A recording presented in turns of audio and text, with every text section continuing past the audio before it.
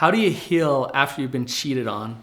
I'm going to give you the step-by-step process so that you can get started on feeling better after you've been hurt.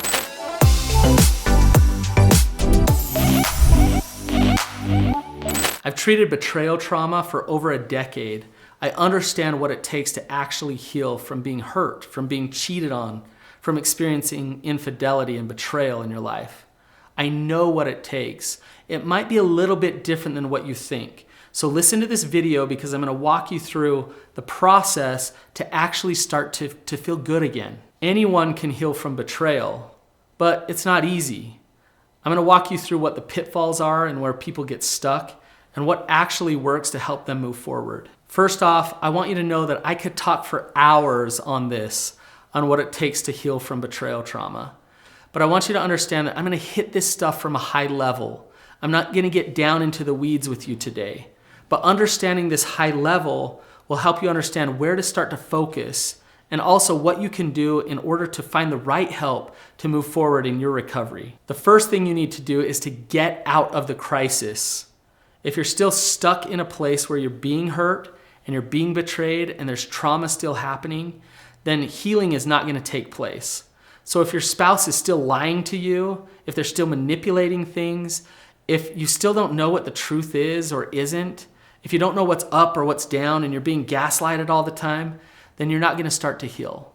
So you need to get away from those things. You need to have some space from the thing that's hurting you. Think about it. If I broke my leg and I was on the field with a broken leg and I was trying to run around the field and still play the game, I wouldn't be starting the healing process. I would still be doing damage to the leg. The second thing that's important is to learn how to get yourself out of the cycle of fear. Now, when I say that, you might think, what is he even talking about? But I can guarantee you that you're falling into the fear cycle if you've been cheated on. So it's important that you educate yourself about what the fear cycle is, recognize it in yourself, and find alternatives to acting in that fear cycle and leading you to healthy boundaries, to good self-care, and to feeling like you can move forward, even if your partner is an unsafe person. The third thing that's important is that you actually allow yourself to feel. You need to process the emotions. The only way past something is to go through it. You can pretend like this never happened. You can try to avoid it. You can try to jump around it, whatever you do. But if you want healing, you're gonna have to feel the grief. I wish it wasn't that way. I wish I could tell you something different. But I promise you, if you allow yourself to process that grief, if you allow yourself to feel that pain, that you'll feel relief on the other end. We do activities like writing letters or processing things out in a group. We encourage people to cry, to journal, to listen to music that helps move energy and move emotion through them so that they can feel better. Fourth, take ownership of what you want to create in your life. And don't sit back and just play the victim to your spouse, or you'll stay stuck. So I know that seems unfair. They did this to you. You're hurting. Isn't it their responsibility to fix this? The fact of the matter is it's not. It's your responsibility to heal. It's your responsibility to do your own work. It would be nice if they do their own work too, and if they heal. But whether they do or not, you can move forward. The next step is very important. But before I get to it, please remember to subscribe to my channel. The next step is to allow yourself to grieve. Now, processing emotions, that's part of the grieving process. But many people don't want to grieve. All grief is coming to acceptance of what is.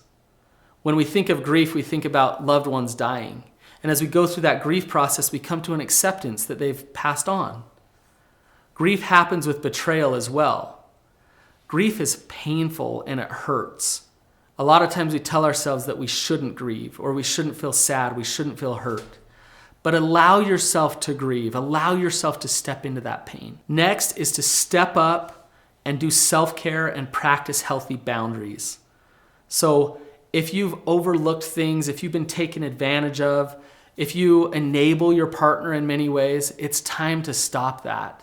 So get support, get skills, get tools, learn how to be a boundaried person who's powerful, who can step into what you need to step into in order to protect yourself from getting hurt again. The next one that I say might trigger you some. I'm just warning you, because if you're not in that place to hear it, it might bother you a little bit.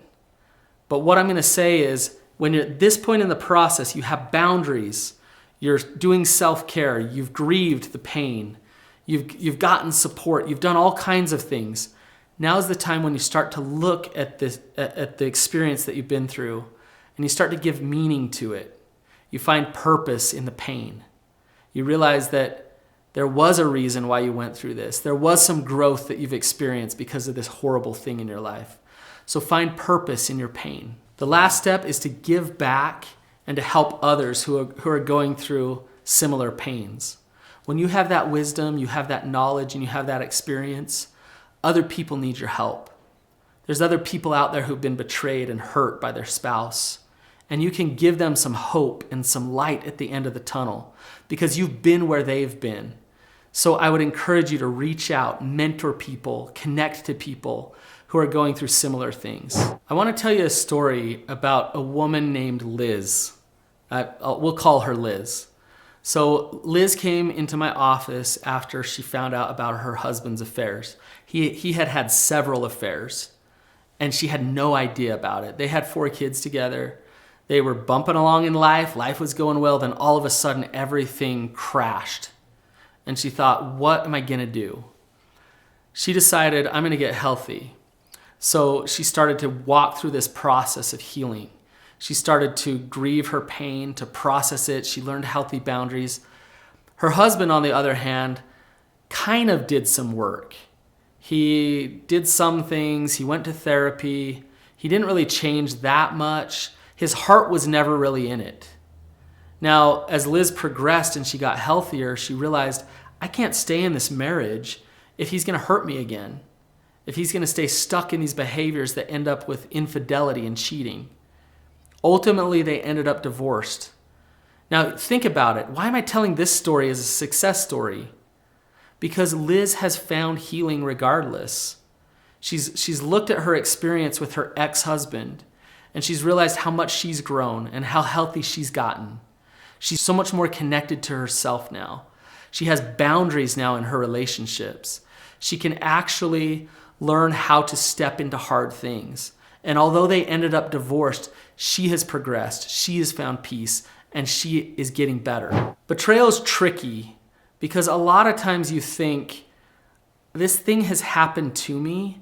Why doesn't my partner clean it up? And then I can feel happy again and I can feel better.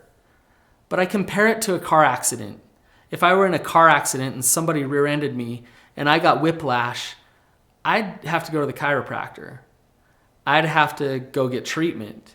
They're the ones that hit me. They're the ones that caused my whiplash. Why do I have to do that?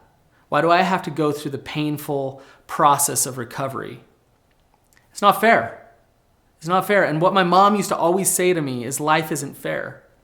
But we can take what's happened to us and we can work through that pain and we can get strong again. We can get healthy again. Betrayal's the same concept. It sucks, I know. It would be nice if they could fix it for you.